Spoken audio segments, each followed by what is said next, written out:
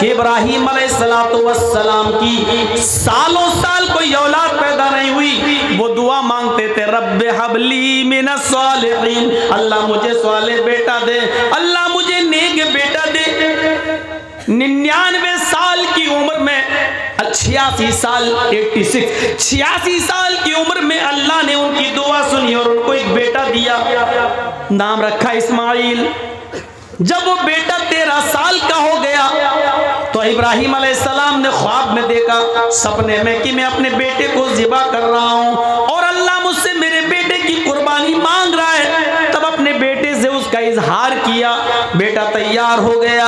हजरत इब्राहीम यूं कहते हैं अपने बेटे से, या बुनैया इन्नी अरा फिल मनामी अन्नी अज़बहुका फंजुर माज़ा तरा, मेरे लगते जिगर, मेरे बेटे, मैंने आज की रात ख्वाब देखा है कि मैं अपने हाथ से अपने बेटे को ज़िबा कर रहा हूँ, अपने बेटे को काट रहा हूँ, यानी अल्लाह मुझसे तुम्हारी कुर्बानी मांग रहा है, तुम्हारा क्या इरादा है? फंजुर माज़ा तरा, तुम्हारी राय क्या है?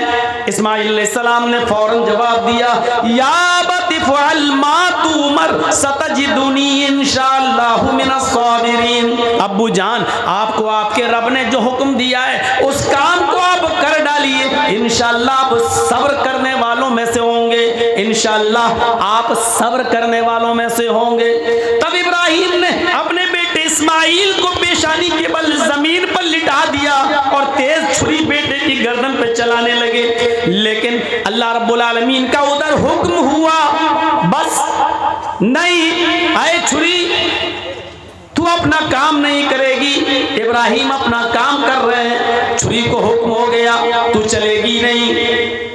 आवाज आई, बस बंद करो इब्राहीम, क़द सद्दक़्ता रुया इन्ना कज़ालिका नजज़िल मुहसिनीन, बस करो, तुमने अपने ख्वाब को सच्चा कर दिखाया और मैं नेक लोगों को इसी तरीके का बदला दिया करता हूँ। फिर अल्लाह ताला ने जन्नत से एक दुम्बा भेजा और वो इस्माइल की जगह पर दुम्बा ज़िबा कर दिया गया।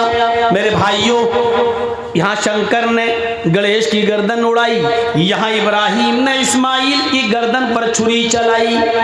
वहाँ गणेश कट गए, यहाँ इस्माइल कटे नहीं। वहाँ गणेश को जिंदा रखने के लिए हाथी काटा गया, यहाँ इस्माइल की जगह पर दुम्बा आया है। कितनी धूल जम गई किताबों पर और जमाने गुजरते गए। इस वाक़े को जब हम इस हकीकत की रोशनी में जब तलाश करते हैं तो पता चलता है कि किसी न किसी शक्ल में ये वाक़या कुरान और हदीस की किताबों में मौजूद है, जिसको ये शंकर कह रहे हैं। हो सकता है हमारे यहाँ वही इब्राहीम अलैहिस्सलाम हो, और जिसको ये गणेश कह रहे हो सकता है हम उन्हीं को इस्माइल अलैहिस्सलाम मानते हों, और जिसको ये पार्वती मानते हैं हो सकता है कि हमारे यहाँ वही हाजरा हो। लेकिन हो सकता है के साथ क्लियर हम भी नहीं कर सकते।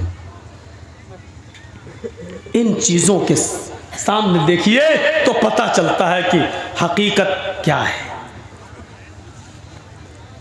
ये धूल कौन साफ करेगा? जो किताबों के जरिए चढ़ चुकी है।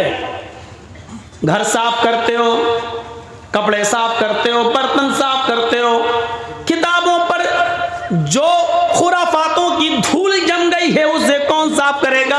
अल्लाह ने तुम्हें फिल्टर दिया है, साफ करने की चीज दी है, पाउडर दिया है, और वो है कुरान करीम। इस कुरान करीम की कसौटी पर रखकर उस धूल को साफ कीजिए, हर चीज चमकती हुई सोने की तरह आपके सामने क्लियर होती चली जाएगी। इस्लाम की बुनियाद जिन 5 चीज़ों पर है, हिंदू धर्म की बुनियाद भी उन्हीं 5 चीज़ों पर टिकी हुई है।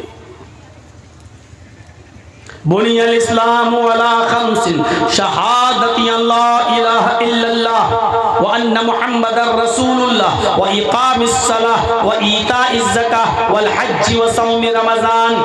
इस्लाम की बुनियाद इन 5 चीज़ों पर है। शहादत ला इलाहा इल्लल्लाह, इस बात की गवाही दो कि अल्लाह के अलावा कोई माबूद नहीं, व अन्ना मुहम्मद रसूलुल्लाह, और मोहम्मद अल्लाह के रसूल हैं सल्लल्लाहु अलैहि वसल्लम, व इकामिस सलाह, और नमाज कायम करो, व ईताइज ज़कात, और ज़कात अदा करो, वल हज, और हज करो, व सौम रमज़ान, और रमज़ानुल मुबारक के पूरे महीने के रोजे रखो। ये इस्लाम की बुनियाद है। इस्लाम की बुनियाद जिन 5 चीजों पर है, महाभारत उसी को यूं कहती है, सनातन धर्मम पंचम वस्तु अस्ति, प्रथमा वस्तु एकम ब्रह्मादित्य नास्ति नास्ति किंचन, द्वितीय वस्तु षष्ठांग कर्तव्या, तृतीय वस्तु दानम दीक्षिता, चतुर्थ वस्तु व्रतधारी, पंचम वस्तु तीर्थ यात्रा कर्तव्या। यही सनातन धर्म की बुनियाद बताई गई। कृष्ण जी कह रहे हैं अर्जुन, सनातन धर्म 5 चीजों का नाम है। सनातन धर्म 5 चीजों का नाम है। प्रथमा वस्तु, पहली चीज, एकम ब्रह्मादित्य नास्ति नास्ति किंचन, एक ही ब्रह्मा है, दूसरा नहीं, नेह बिल्कुल नहीं, नाना कतई नहीं, किंचन जरा सा भी नहीं। कृष्ण जी अर्जुन से कह रहे हैं, एक ही ब्रह्मांड का रचयिता और रचनाकार है, एक ही ब्रह्मा है, एक ही इस दुनिया का बनाने वाला क्रिएटर ऑफ यूनिवर्स एक ही है, द्वितीय नास्ते, दूसरा नहीं। इस विश्व का निर्माण करता एक ही है, इस विश्व का बनाने वाला एक ही है, इस महान जगत का स्वामी एक ही है, द्वितीय नास्ते, दूसरा नहीं, ने बिल्कुल नहीं, ना कतई नहीं, हरगिज नहीं, किंचन जरा सा भी नहीं। ये कृष्ण जी अर्जुन से कह रहे हैं। मोहम्मद रसूलुल्लाह क्या कह रहे हैं? शहादत अल्लाह इलाहा इल्लल्लाह, अल्लाह के अलावा कोई माबूद नहीं। द्वितीय वस्तु साष्टांग कर्तव्य, दूसरी चीज है अर्जुन साष्टांग करो। साष्टांग, ये बड़ा अजीब जुमला है। हिंदू लोग आज भी साष्टांग करते हैं, लेकिन उनको खुद नहीं पता ये साष्टांग करते हैं कि 20 टांग करते हैं। सा अष्ट अंग, इसको जब मिलाया जाएगा तो पढ़ा जाएगा साष्टांग। अष्ट के माना संस्कृत में होते हैं 8, सा अष्ट। अब मिलाइए तो पढ़ेंगे साष्ट, सा अष्ट यानी साष्ट, 8 के साथ, 8 के साथ अंग, सा अष्ट अंग, साष्टांग, 8 अंगों के साथ धरती पर रखकर, 8 अंगों को धरती पर रखकर ईश्वर को प्रसन्न करो। 8 अंग जमीन पर रख के कोई बताए? 8 अंग सिर्फ सजदे में होंगे, बस कोई और दूसरी शक्ल है ही नहीं। सजदे में आप जाइए, माथा और नाक कितना है? 2 हाथ कितना? 4, और दोनों घुटना कितना हुआ? 6, और दोनों पैर 8। सा अष्ट अंग। कृष्ण जी कह रहे अर्जुन साष्टांग करो यानी सजदा करो, और खुल के कह दूं नमाज पढ़ो।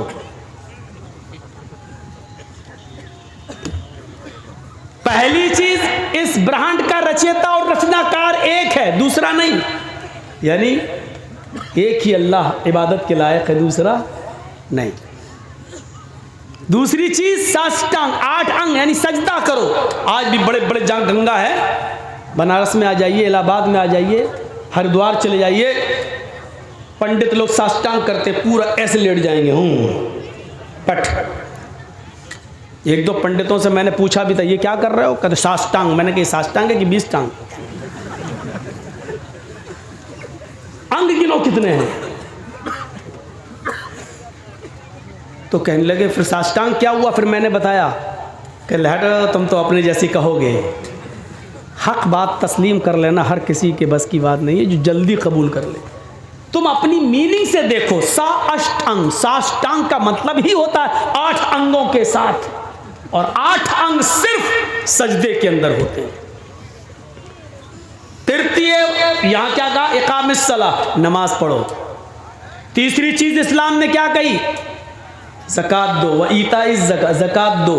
और यहां कृष्ण जी क्या कह रहे हैं? अर्जुन दानम दीक्षता, दान दो। दान खैरात करो, यहाँ ज़कात वहाँ खैरात। चतुर्थ वस्तु व्रतधारी, चौथी चीज व्रत उपास रोजा, यहाँ चौथी चीज वसौमी रमजान, रमजान के पूरे महीने का रोजा। वल हज, यहाँ पांचवी चीज हज, वहाँ तीर्थ यात्रा कर्तव्य, तीर्थ यात्रा करो किसी पवित्र शहर में। गंगा जलेश्वर भवती, जहां गंगा का पवित्र जल मौजूद हो, ऐसे शहर में चले जाओ जहां गंगा का पवित्र जल मौजूद हो। हाँ, आगे का मतलब बड़ा अजीब है, वो समझना पड़ेगा।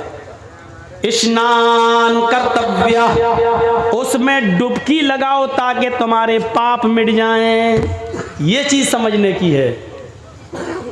कृष्ण जी कह रहे हैं पांचवी चीज तीर्थ यात्रा करो, यानी अपना शहर छोड़कर किसी पवित्र शहर चले जाओ, गंगा जलेश्वर भवती, जहां गंगा का पवित्र जल मौजूद हो। स्नानम कर्तव्य, उसमें स्नान कर लो।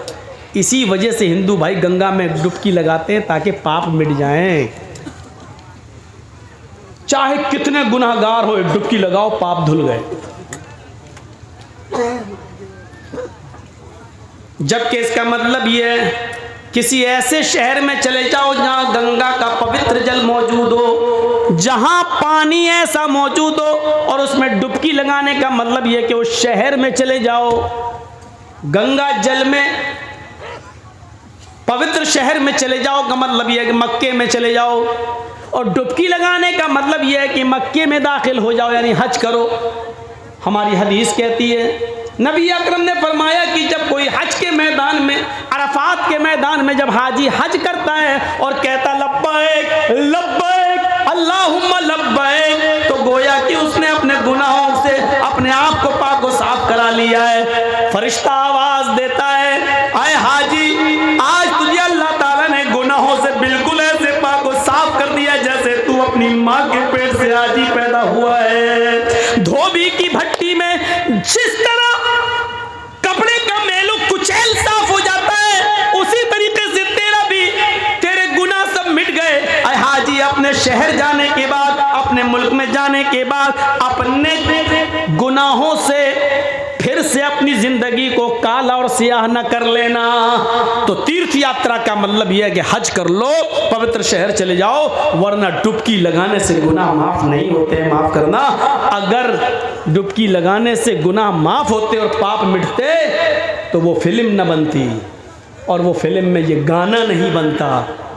अगर ये गाने में थोड़ी बहुत भी झूठ होता तो सेंसर बोर्ड उस गाने को पास नहीं करता।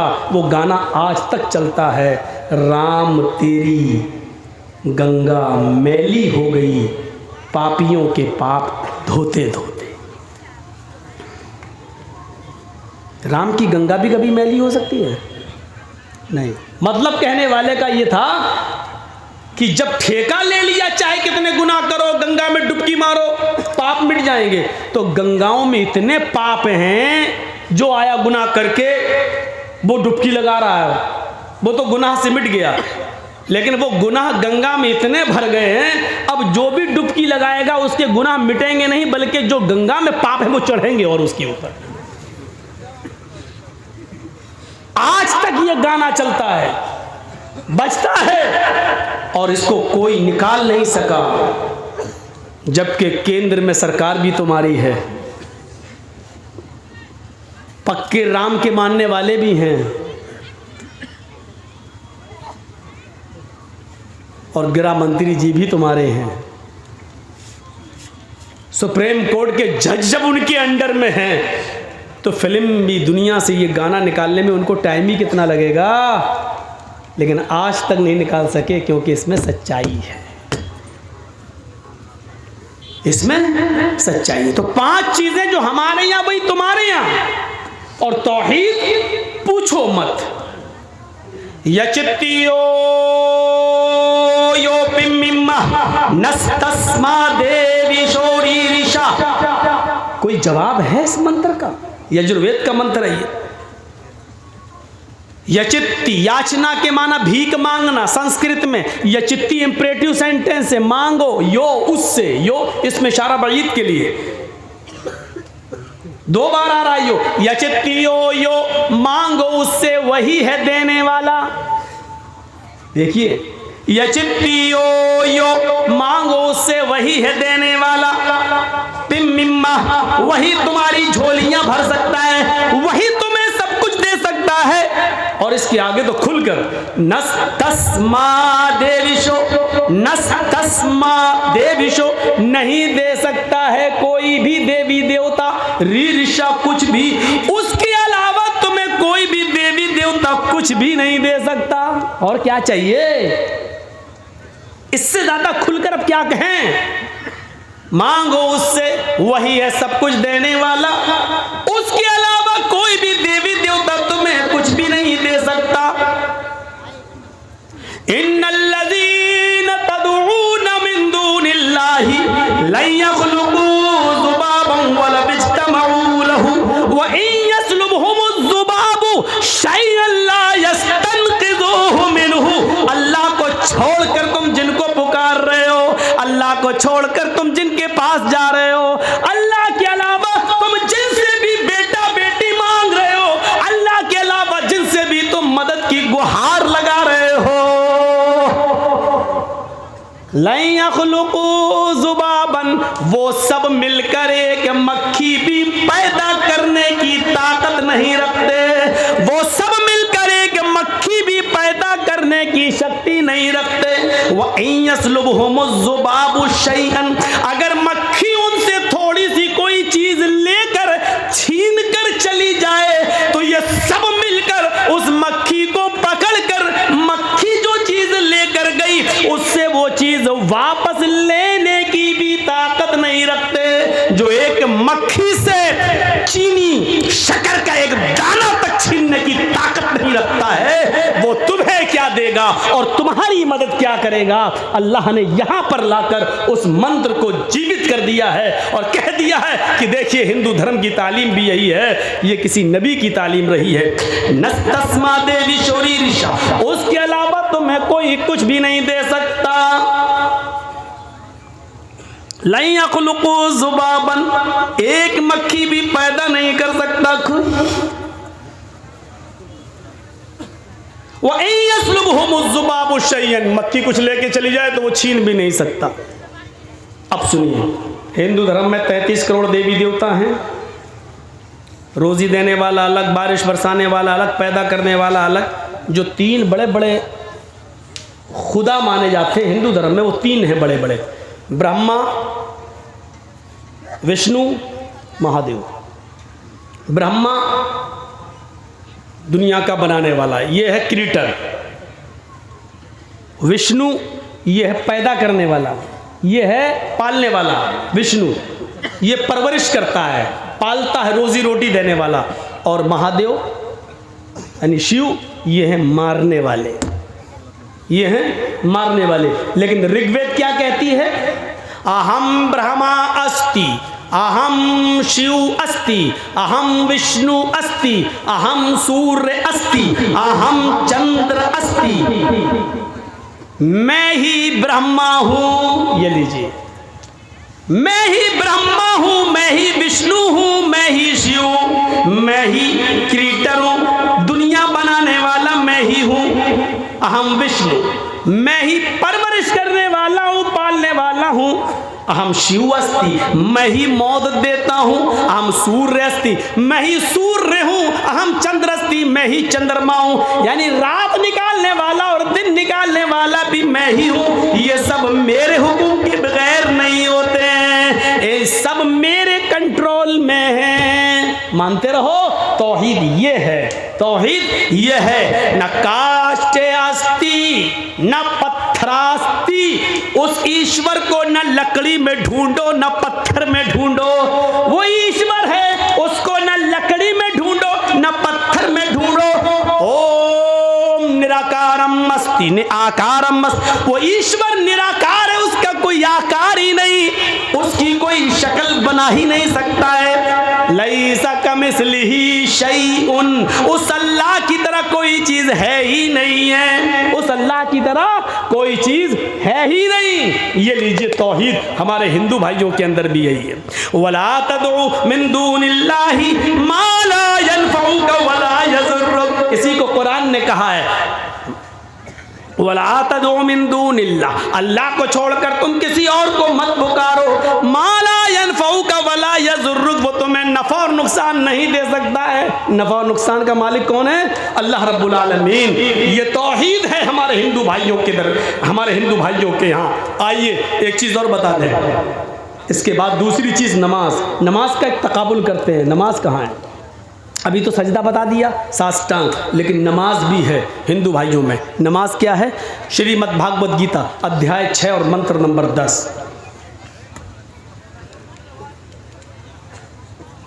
आप लोग तो बिहार वगैरह में, बंगाल में रहते हैं, इन मंत्रों को मैंने अयोध्या में भी पढ़ा है,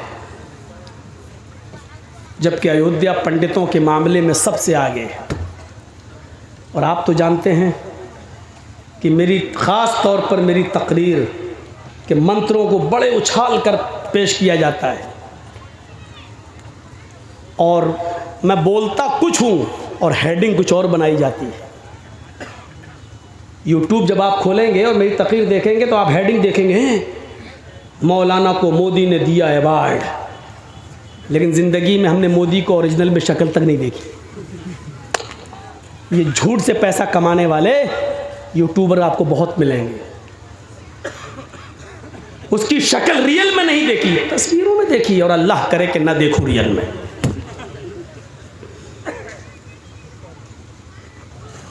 टीवी पे तो सभी देख लेते हैं, हमने भी देख ली, फोटो में देख लिया। कल देखा वो फेसबुक पे किसी ने डाला, फोटो डाला हुआ था, कुत्ता उसको नोच रहा था, और फिर नीचे डाल के उस पर पेशाब भी कर दिया था। ये कल की बात है, कल ही मेरे फेसबुक पे किसी ने डाला। तो वो होता चलता है, तस्वीर है, कुछ भी कर सकता है आदमी तस्वीर के साथ। कायनात में अगर तस्वीर कुशी से और तस्वीर से अगर कोई बचा है तो वो हस्ती है हमारे नबी जनाब मोहम्मद रसूलुल्लाह की। अगर आज नबी अकरम की तस्वीर होती तो ये दुश्मनान इस्लाम कितनी तौहीन करते। अगर आज अल्लाह के रसूल का फ़ोटो होता तो कितनी तौहीन करते, कैसे निकालते, कैसे कुत्तों के सामने डालते, कैसे खींचते। अल्लाह तेरा शुक्र है कि तूने हमारे नबी जनाब मोहम्मद रसूलुल्लाह सल्लल्लाहु अलैहि वसल्लम को दुश्मनान इस्लाम की इन भयानक चालों से तूने महफूज फरमाया। तो मेरे भाइयों, श्रीमद् भागवत गीता के अध्याय 6 और मंत्र नंबर 10 देखिए। योगी युज्जीत सततमात्मानम रहस्य स्थिता एकाकी अच्युतात्मा निराशीर परिग्रह। इसमें पहला ही शब्द योगी आया, लेकिन आप लोग यूपी वाला योगी मत समझना,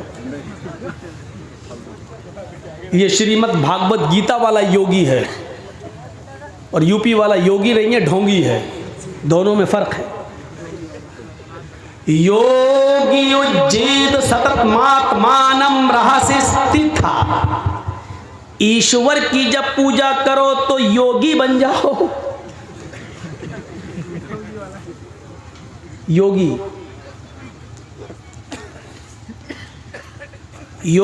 युज्जीत सततमात्मानम रहस्य स्थिता, ईश्वर की जब पूजा करो तो पूरे शरीर का योग करो। पूरे शरीर का योग सिर्फ नमाज में होता है। देख लीजिए आप करके।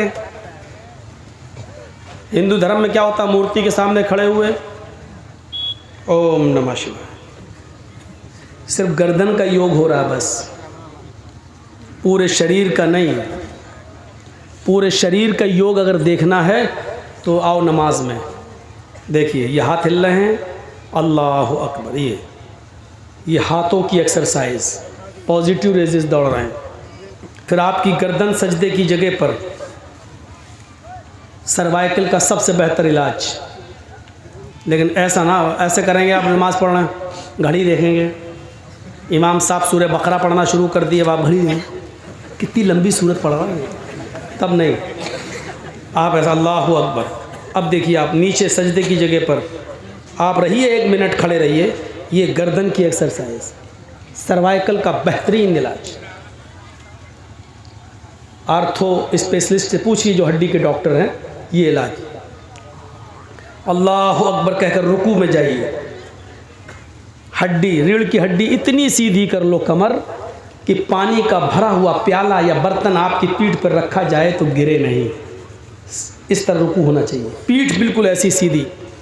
ये रीढ़ की हड्डी की एक्सरसाइज, कमर की एक्सरसाइज। फिर सजदे में जब जाइए तो ब्लड सर्कुलेशन आपके दिमाग तक, ब्रेन हेमरेज नहीं होगा उस आदमी को जो 5 वक्त की नमाज पढ़ता है। क्यों? क्योंकि 5 वक्त इंसान जब सजदा करेगा तो सजदा एक ऐसी जगह, आप खड़े हैं, सर्कुलेशन ब्लड का दिमाग तक नहीं जा पा रहा है, या जो स्पीड आपके दिमाग को खून की चाहिए, खून की जो रगें हैं दिमाग की, वहाँ जो खून पहुँचना चाहिए जितना, हालत स्टैंडिंग में खड़े होने की हालत में नहीं पहुँच रहा। जब आप सजदा कर रहे हैं तो ब्लड का सर्कुलेशन आपकी दिमाग की नसों तक पहुँच रहा है। ये ब्रेन हेमरेज से आपको बचाता है और आपके दिमाग और भूल चूक की बीमारी से आपको दूर रखता है। ये पूरे शरीर का एक्सरसाइज सिर्फ नमाज के अंदर। योगी युजित सतत महात्मानम है अर्जुन। जब ईश्वर की पूजा करो तो पूरे शरीर का योग कर लो, पूरे शरीर की एक्सरसाइज कर लो। सतत महात्मानम, और इसको हमेशा पकड़े रहो, कभी मत छोड़ो। राह से स्थित था, अगर एक भी टाइम छोड़ दिया तो तुम स्थित न रहोगे, कायम न रहोगे, धर्म पर जमे नहीं रहोगे। मन तरक सलात मुतअम्मिदन फक़द कफ़र, अगर कसदत जानबूझकर नमाज छोड़ी जिसने, उसने कुफ्र किया। एकाकी है अर्जुन, जब ईश्वर की पूजा के लिए खड़े हो तो एक ईश्वर के सामने खड़े हो जाओ, एकाकी एक अल्लाह के सामने खड़े हो जाओ। यच्चत्तात्मा, और अपनी आत्मा को उसी की तरफ लगा दो, पूरा दिमाग उसी की तरफ लगा दो। देखिए अल्लाह अकबर, पूरा दिमाग वही लगना चाहिए, ऐसे ऐसे नहीं। यच्चत्तात्मा, अपनी आत्मा को उसी की तरफ लगा दो। यच्चत्तात्मा, निराशीर, सबसे निराश हो जाओ, सबसे नाउम्मीद हो जाओ, लेकिन ऊपर वाले से निराश मत होना, क्योंकि उसी के सामने खड़े हो, वो तुम्हें सब कुछ देगा। परिग्रह, वही तुम्हें देगा, वही तुम्हारी झोली भरने वाला है। सबसे निराश हो जाना, लेकिन उससे नहीं। हृदय नमः, जब खड़े हो तो अपने हृदय सीने पे हाथ रख लेना। हिंदू भाई यूँ रख लेते हैं, आपने देखा होगा ना, हृदय ये सीने पे हाथ रखते हैं। ओम भूर्भुवः स्वः, सीने पे। हम लोग भी सीने पे रखते हैं, बहुत से लोग नमाज पढ़ते हैं तो नीचे भी रखते हैं, अपना अपना है, कर रहे हैं। ये दौर नहीं है किसी के ख़िलाफ़ बोलने का। इस वक्त हमें और आपको सबको एक प्लेटफार्म पे आने की ज़रूरत है। ये मौका नहीं है मसलकों के झगड़े में उलझने का। बहुत लड़ चुके हैं हम और आप, अब अल्लाह के वास्ते एक प्लेटफार्म पे आ जाइए। अपने आपसी झगड़े छोड़कर, यूपी में फार्मूला इस्तेमाल किया जा रहा है, मुसलमानों को आपस में लड़ाया जाए। अल्लाह करे कि यूपी वालों को बंगाल वालों की तरह अकल आ जाए। अल्लाह करे कि यूपी वालों को बंगाल वालों से इबरत मिल जाए और बंगालियों से कुछ सीख कर एक प्लेटफार्म पे आ जाएं। अगर वहाँ एक हो गए तो इंशाअल्लाह सेकुलर पार्टी आ सकती है। और अगर हम बट गए तो मैंने कभी कहा था कि तुम तो राजा नहीं बन सकते हो, मुसलमानों तुम तो राजा नहीं बन सकते हो, लेकिन हकीकत ये भी है कि तुम्हारे बिना कोई दूसरा भी राजा नहीं बन सकता है। अगर तुम अपनी ताकत को पहचान लो तो, तुम अपनी ताकत को पहचान लो तो। वहाँ बांटने की कोशिश की जा रही है, बंटवारा किया जा रहा है, मसलकों में भी बांटने की कोशिश की जा रही है। अल्लाह ताला हम तमाम मुसलमान भाइयों को एक प्लेटफार्म पर कायम करवा दे। इस वक्त इस दुआ की ज़रूरत है। तो कोई ऊपर बांधता है, कोई नीचे बांधता है, लेकिन हृदय, कृष्ण जी क्या कहते हैं, सीने पे हाथ रख लो। नमा, सर सजदे की जगह पे झुका लो, नमा, सर नीचे झुका लो, हृदया नमा। और उसके बाद क्या पढ़ो, महिदेवस्य सवितु परिष्टुति वसुर्दयमाना नए सुपथराय आसमान। मंत्र भी देखिए, अपने हाथों को सीने पे रख लो, हिंदू ऐसे रखता है, हम लोग ऐसे रख लेते हैं। नमा, अपनी आंखों को सजदे की जगह पर नीचे झुका लो।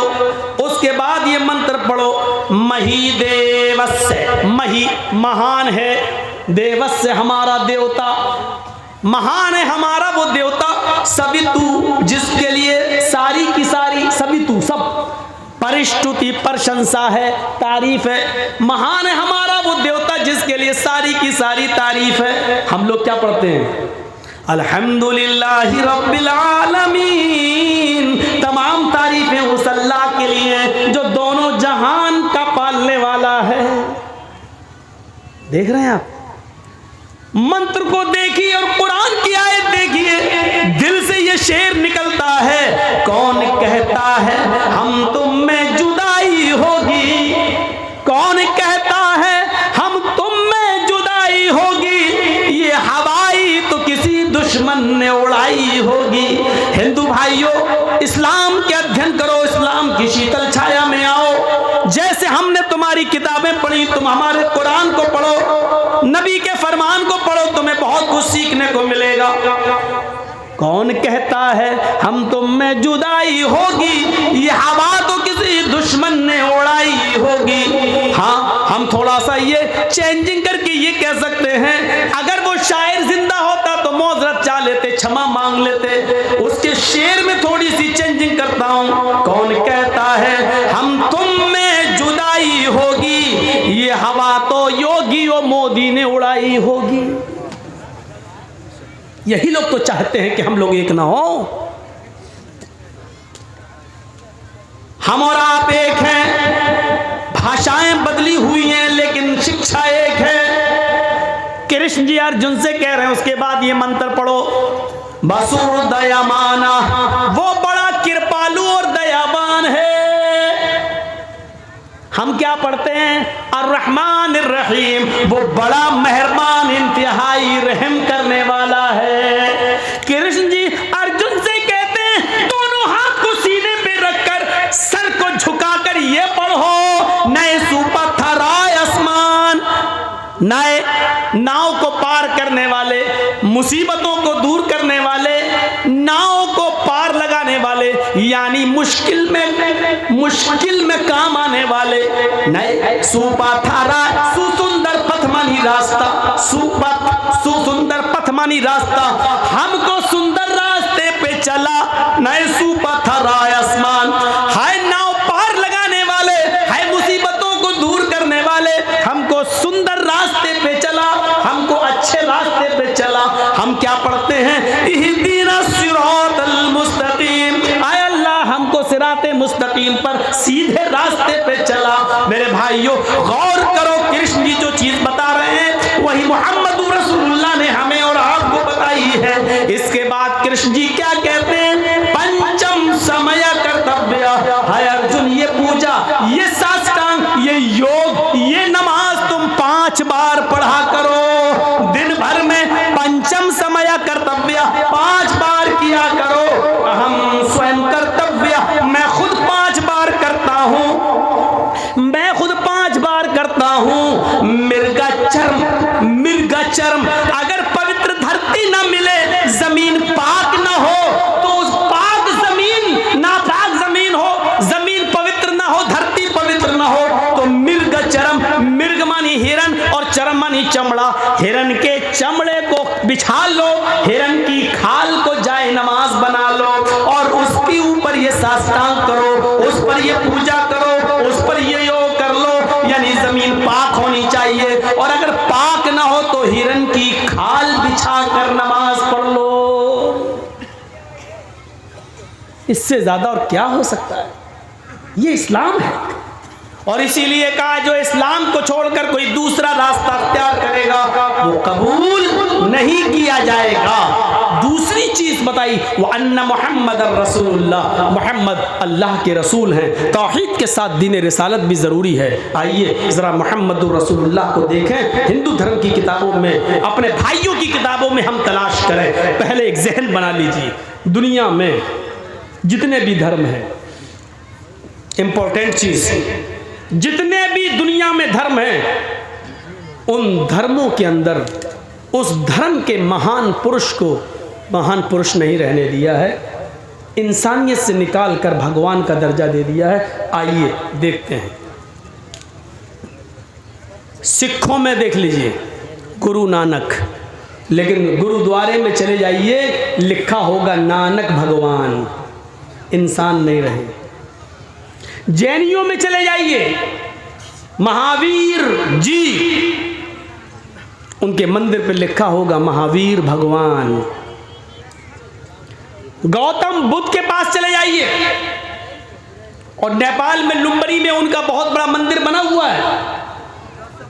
मुझे जब प्रोग्राम हुआ था नेपाल में तो वहां के लोग घुमाने के लिए ले गए, देखा लुम्बनी में वो गौतम बुद्ध जिनकी एक पत्नी थी, वो गौतम बुद्ध उस पत्नी से जिनका एक बेटा पैदा हुआ जिसका नाम राहुल था, शादीशुदा जिंदगी गुजारने वाला वो बुद्धा अचानक दुनिया की जिंदगी से परेशान हो जाता है और सच्चाई की तलाश में अपनी बीवी और बच्चे को छोड़कर जंगल में चला जाता है।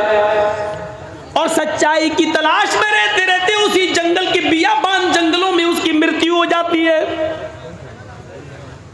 शादीशुदा जिंदगी, एक बीवी और एक बच्चे को छोड़ देना बहुत आसान है, लेकिन मुहम्मदुर रसूलुल्लाह सल्लल्लाहु अलैहि वसल्लम की 11 बीवियां और खदीजा से 6 बच्चे, मारिया किप्तिया से एक बेटा, फिर वो बीवियां जिनसे आपने, जिनके पहले शौहर जिनको तलाक दे दिए थे या मर गए, अल्लाह के नबी ने उन बेवा औरतों से जो निकाह किया था, वो औरतें अपने पुराने शौहरों के बच्चे लेकर आई। उन बच्चों को पालना, उनके बच्चों को पालना, अपने बच्चों को पालना, बीवियों का हक अदा करना, बच्चों का हक अदा करना, ये किसी जवां मर्द इंसान का काम हो सकता है, लेकिन एक बीवी और एक बच्चे से तंग आकर दुनिया को छोड़ देना और बीवी और बच्चे को छोड़कर जंगल में चला जाना और सच्चाई की तलाश में रहते रहते उसी जंगल में मृत्यु पा जाना, ये बहुत आसान काम है। बीवियों को पालना और बच्चों की परवरिश करना ये बहुत मुश्किल काम है।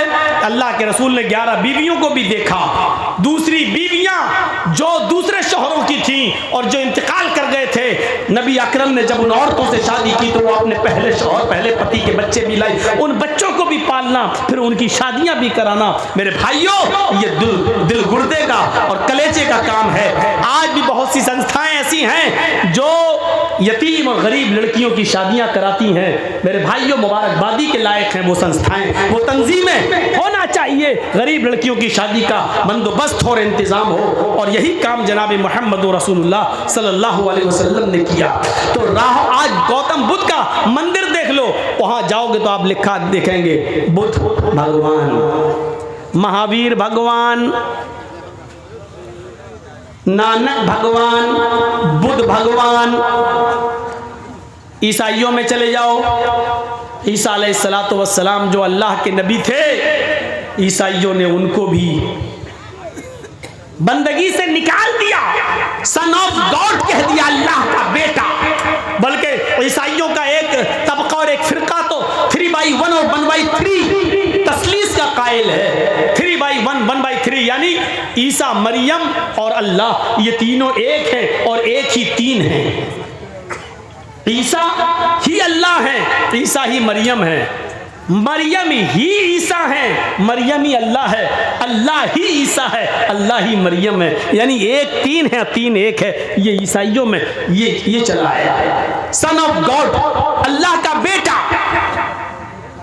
दुनिया में जितने भी मजहब उठाइए, उनके मानने वालों को देख लीजिए, उन्होंने इंसान नहीं रहने दिया। हिंदू भाइयों में चले जाओ, उन्होंने राम को भगवान का दर्जा दे दिया। कृष्ण जी को भी भगवान का दर्जा दे दिया। आप 2 रामायण खरीद के ले आए और पढ़े, वाल्मीकि रामायण भी लाए और रामचरितमानस भी ले आए।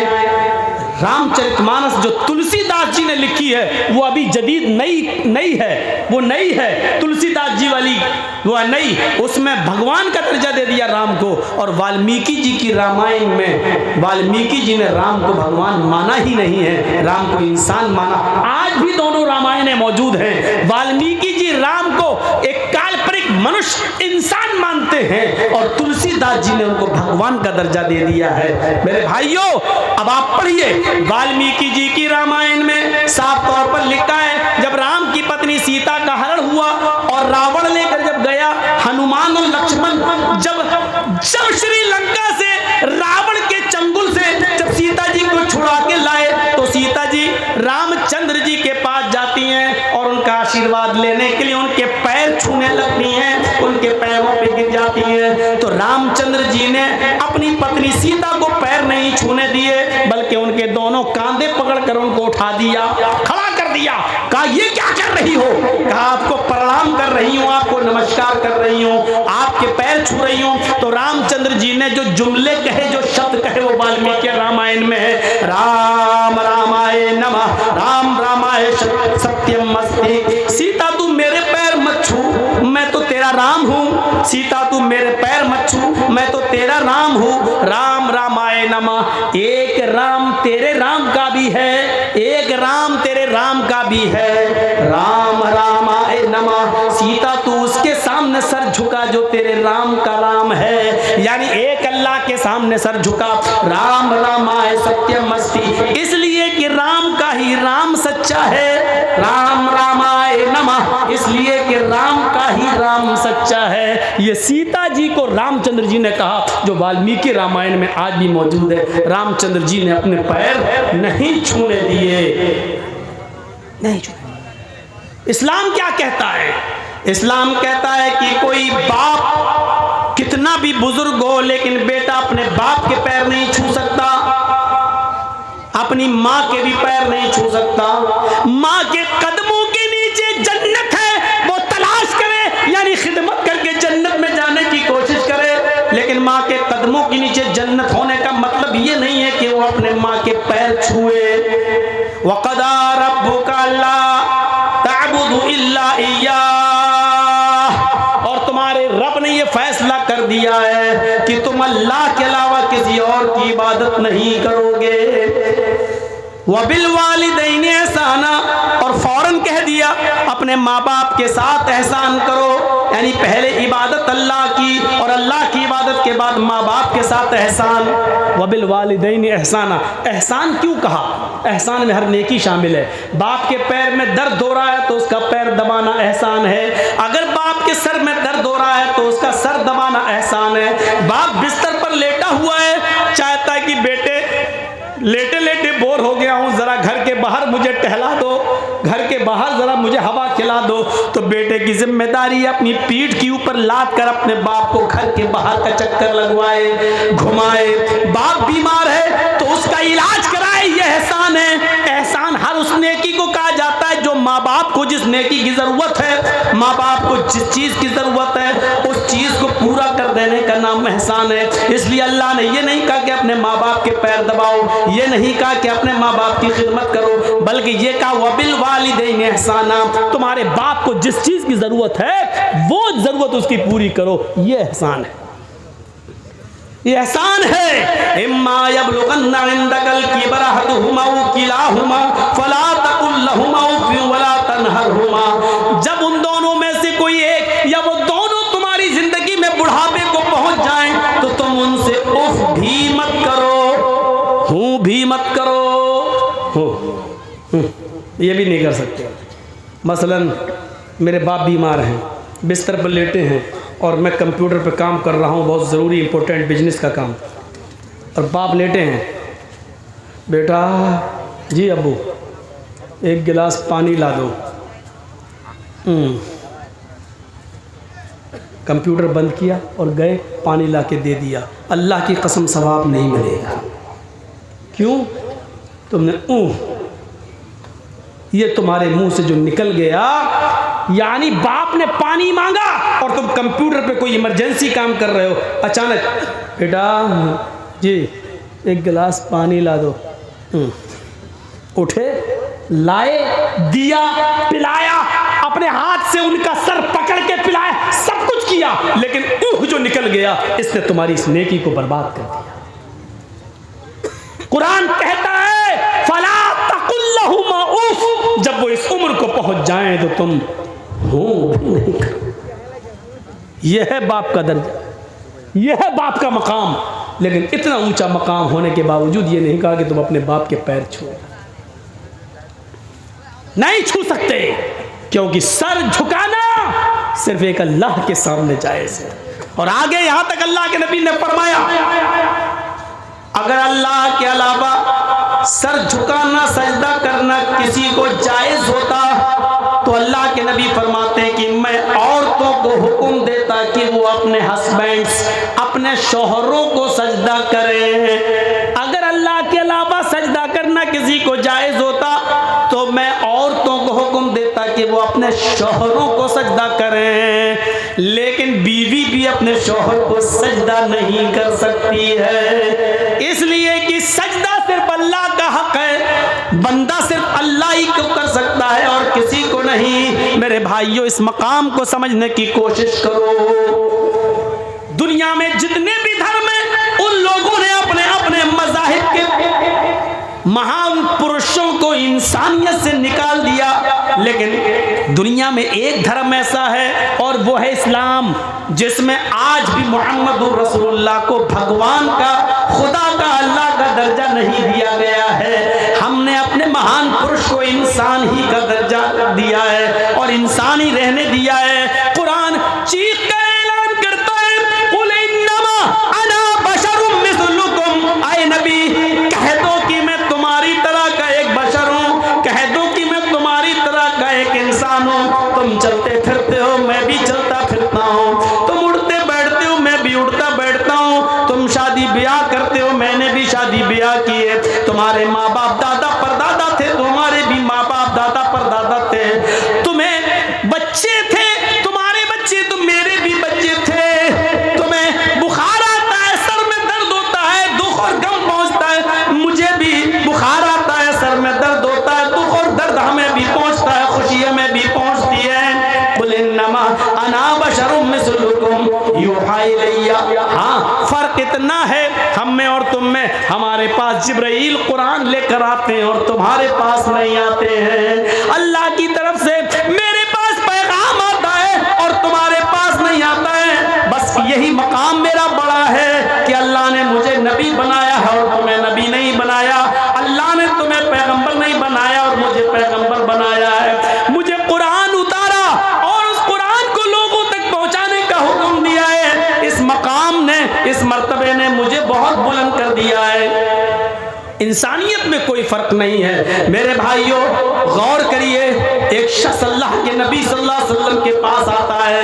एक शख्स अल्लाह दूर देहात का रहने वाला अल्लाह के नबी के पास आया। लोगों ने उसको भेजा कि जाओ अपने गांव में ये परेशानी है, अल्लाह के नबी से बयान करो, अल्लाह के नबी हमारी परेशानी को दूर करेंगे। वो अल्लाह के रसूल के पास आता है, अल्लाह के नबी को देखता है तो ऐसे कह नहीं पा रहा है। वो हमारे गाँव में आवाज़ नहीं निकल रही है, जैसे अचानक मोदी जी के सामने कोई खड़ा हो जाए तो जी आवाज़ नहीं निकलेगी। डीएम के सामने खड़े हो आवाज़ नहीं निकलती। ऐसे ही वो साहबी अल्लाह के रसूल के पास आए, जी वो क्या, हाँ बोलो क्या परेशानी है? जी वो मेरे गांव में जी वो डर रहे हैं, कांप रहे हैं, इतना रौब, इतना दबदबा नबी के चेहरे पर कि वो कांप रहे हैं। अल्लाह के रसूल सल्लल्लाहु अलैहि वसल्लम खड़े होते हैं। मिसाल देखिए, देखा कि ये बोल नहीं पा रहे हैं, ये हमसे डर रहे हैं, तो अल्लाह के रसूल ने उनके दोनों कांधों को पकड़ा और पकड़ के हिलाया, अपने सीने से लगाया और कहा कि बोलो क्या बात है? इन्नी लस्तु बिमलक, मैं कोई बादशाह थोड़ी हूं। अना बनु इमरात इम्रातिन ताकुलुल कदीर। अबू दाऊद की हदीस के अल्फाज देखिए, इन्नी लस्तु बि मलक, क्यों डरते हो मुझसे, मैं कोई बादशाह थोड़ी हूँ, मैं बादशाह थोड़ी हूँ। अना बनो इम्रातिन ताकुलुल कदीर, अरे मैं भी तो ऐसी माँ का बेटा हूँ, मुझे भी तो उस माँ ने अपने पेट से बाहर निकाला, मुझे भी तो ऐसी माँ ने अपने पेट से जना है जो गोश्त के सूखे टुकड़े खाती थी। ताकुलुल कदीद, जो सूखा गोश्त खाती थी। कदीद किसको कहते हैं आपको बता दूं, थोड़ी देर और बैठ जाइए, कीमती बात मैं बताने जा रहा हूँ। ताकुलुल कदीद, अरब में क्या होता था, गोश्त, ऊँट ज़िबा किया, ऊँट नहर किया तो 4-4, 5-5 किलो गोश्त के टुकड़े ऐसी धूप में डाल देते थे लोग, धूप में, और नमक लगा के, साल्ट वगैरह लगा के ऐसे ही उसको खुश्क कर लेते थे और उसको अपने घर में रखते थे।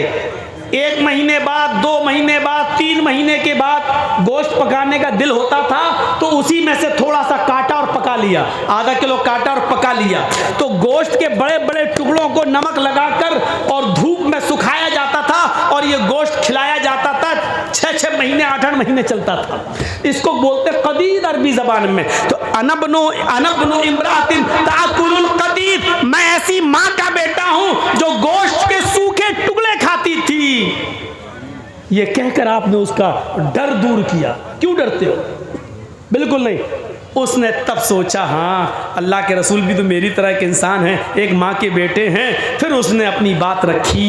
ये था नबी अकरम सल्लल्लाहु अलैहि वसल्लम की सादगी, ये थी नबी अकरम सल्लल्लाहु अलैहि वसल्लम की संजीदगी कि आपने उसके दिल से डर को खत्म करने के लिए क्या कहा, मैं भी एक ऐसी माँ का बेटा हूँ जिसको ताज़ा गोश्त भी खाने को नहीं मिलता था, गोश्त के सूखे टुकड़े खाती थी, मुझे भी उस माँ ने पैदा किया है। तुलसीदास जी ने संग्राम पुराण का हिंदी अनुवाद किया है आसान हिंदी में, उसमें तुलसीदास जी ने लिखा है, गौर कीजिएगा इन मंत्रों को जो मैं आपके सामने पढ़ रहा हूँ। संग्राम पुराण के स्कंद 12 के अंदर तुलसीदास जी ने संस्कृत का हिंदी अनुवाद आसान हिंदी में यूं किया है, यहाँ पक्षपात कुछ न राखूं, वेद पुराण सत सद भाखूं, देश अरब भरग लता सहाय, सोतियल भरम गत सुनो घगुराए, जब तक तब तक मद्दी कोया,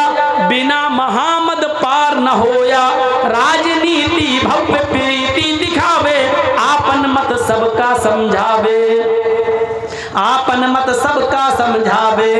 अब एक एक चीज को देखिए, यहाँ पक्षपात कुछ न राखूं। तुलसीदास जी कहते हैं आज मैं किसी की तरफ नहीं बोलूंगा, जो सच है वही बताऊंगा।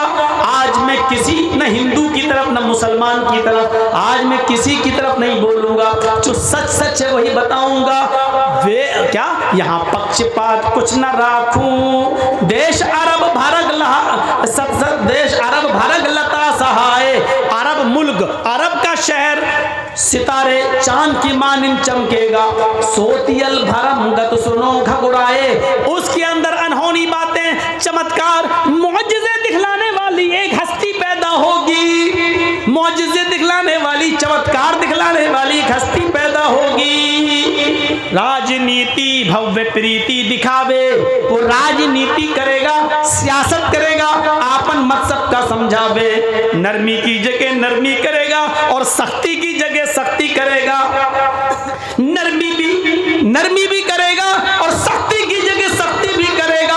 अल्लाह के नबी ने नरमी भी की और सख्ती भी की, सख्ती की तो इतनी नरमी की, तो इतनी नरमी की कि आपने अपनी बेटी ज़ैनब के कातिल जिसने तीर मारा था हिबार इब्न अस्वद ने, और वो नबी अकरम की बेटी ज़ैनब के पेट में लगा था, ज़ैनब के पेट में बच्चा था, वो पेट फट जाता है और अल्लाह के नबी की बेटी ज़ैनब के पेट का बच्चा जमीन पे गिर जाता है। अल्लाह के नबी सल्लल्लाहु अलैहि वसल्लम को जब इस बात का पता चला, पाए हजरत ज़ैनब को उठाया, मदीने ले गए, लेकिन बच्चा ज़ाय हो चुका था। ज़ैनब को जब होश आया और पता चला कि मेरे पेट का बच्चा ज़ाय हो गया, तो वो ज्यादा दिन जिंदा नहीं रह सकी और उसी सदमे में उनका इंतकाल हो जाता है। अल्लाह के नबी ने ज़ैनब को दफना दिया।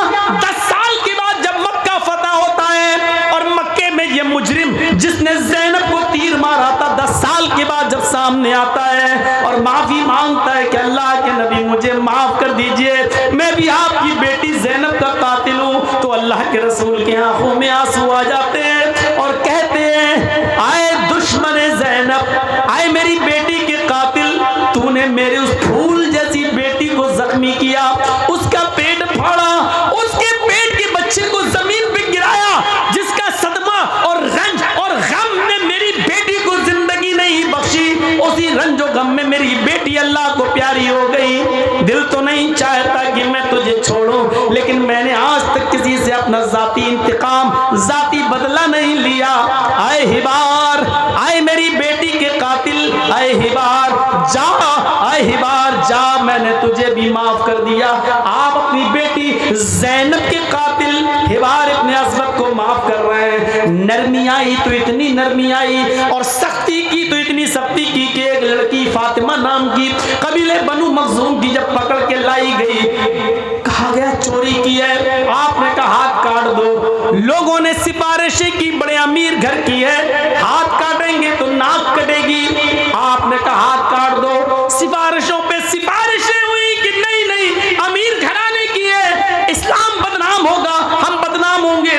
अल्लाह के नबी ने कहा अल्लाह के कानून में कोई तब्दीली नहीं होगी, उसका हाथ काट दो। हाथ काट डाला गया, लोगों ने चिढ़ाया, देखो बड़े बड़े अमीर की लड़की के हाथ काट दिए जाते मोहम्मद की शरीयत में। तो अल्लाह के नबी ने उसका जवाब ये देते हुए दिया कि लौ अन्ना फातिमा बिन्त मुहम्मद सरकत लक़तातु यदहा, वो तो कबीले बनु मखजूम की लड़की फातिमा थी जिसने चोरी की और हाथ काटा, जिसका हाथ काटा गया। अगर उसकी जगह पर मेरी अपनी बेटी फातिमा भी होती, मेरी अपनी बेटी फातिमा ने भी चोरी की होती, तो मैं अपनी बेटी का हाथ भी कटवा देता। ये इंसाफ अदल ये कहकर जिंदा रखा मेरे भाइयों। इसीलिए आज भी हिंदू भाइयों की किताबों में मोहम्मद रसूलुल्लाह को मोहम्मद के नाम से आज भी जिक्र किया गया है। इतने साल गुजर जाने के बाद भी लफ्ज मोहम्मद वो अपनी किताबों से हटा नहीं पाए। जब तक मद्दी कोया, मद मानी मीठी, कोया मानी आवाज, जब तक मीठी आवाज यानी कुरान दुनिया में बाकी रहेगा, बिना मोहम्मद पार न होया कोई, उस वक्त तक बिना मोहम्मद की कोई अपनी जिंदगी गुजार नहीं सकता। यानी कुरान पर अमल करना है तो मोहम्मद रसूलुल्लाह के तरीके पर चलना पड़ेगा। बिना मोहम्मद पार न होया तो उस वक्त तक कोई बिना मोहम्मद के पार नहीं होगा सल्लल्लाहु अलैहि वसल्लम। मोहम्मद नाम तो इतनी जगह वेदों में आया है कि आप दंग रह जाएंगे। अज्ञान हेतु किरत मोह मदांधिकारम नाशम विधायम हितदोदयते विवेका। मोहम्मद नाम का एक अंतिम ऋषि आएगा, अज्ञान हेतु किरत मोह मदांधिकारम। मोहम्मद आएंगे, अंतिम ऋषि, अंतिम पैगंबर, आखिरी नबी होंगे। अंधिकारम नाशम, जब वो इस धरती पर आएंगे तो अंधेरे को नाश कर देंगे। यानी उनके आने से पहले अंधेरा ही अंधेरा होगा, लेकिन वो अपने आने के बाद अंधेरा नाश कर देंगे। मोहम्मद रसूलुल्लाह के आने से पहले कितना अंधेरा था, कितना अंधेरा था। जुआ इतना खेला जाता था कि लोग जुए में रकम हार जाते थे तो मकान लगा देते थे, मकान जुए में हार जाते थे तो बीवी जुए में लगा देते थे, और बीवी भी जुए में हार जाते थे तो अपनी 16, 17, 18 साल की बेटी जुए में लगा दिया करते थे, लेकिन हार नहीं माना करते थे। इतने जुआरी थे। और शराब का हाल ये था कि उनके घर में जब बच्चा पैदा होता था तो माँ उस बच्चे को खजूर नहीं खिलाती थी और अपने पिस्तान से नहीं लगाती थी। पैदा होने के बाद बच्चे के हलक में सबसे पहले जो चीज डाली जाती थी वो शराब का कतरा हुआ करता था। वो लोग फख्र करते थे कि आज हमारे घर में बच्चा पैदा हुआ, इससे सबसे पहले जो चीज पी वो शराब है। गौर करो, जब पैदा होते ही बच्चे को शराब पिलाई जाती हो तो वो अंजाम कार कैसा होगा, आगे चलकर वो लड़का क्या बनेगा। शराब इतनी पी जाती थी, इतनी पी जाती थी कि वो लोग जब खाना खाने के लिए दस्तरखान पर बैठते थे तो पानी की जगह पर शराब की बोतल रख लिया करते थे। जैसे हम लोग थम्स अप और पेप्सी की बोतल रख लेते हैं और खाना खाते खाते पानी की जगह थम्स अप और पेप्सी पीते जाते हैं। इस